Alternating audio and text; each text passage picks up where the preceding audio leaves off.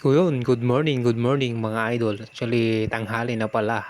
Ayun, so nagluluto tayo ngayon ng sinigang na hipon pero kulang pala tayo ng dahon. Ngayon, kukuha tayo dito ng dahon ng pechay. Buti na lang talaga may tanim tayong pechay dito sa ating apartment. So, tinali lang natin yung pechay natin ngayon. No, ayun, no? Ina-harvest na natin. Diba? Ang galing. Hindi mo na kailangan bumili. Diskarte lang yung ginawa natin, o tinali ko lang yan dahil wala naman talagang paglagyanan sa baba yan. Bahain kasi dito. Okay, di ba? Ilang talbos, ilang taon lang kukunin natin.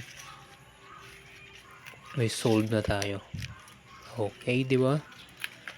Bawas-bawasan na. Ilang beses ko na rin ayun, no? Tapos na nga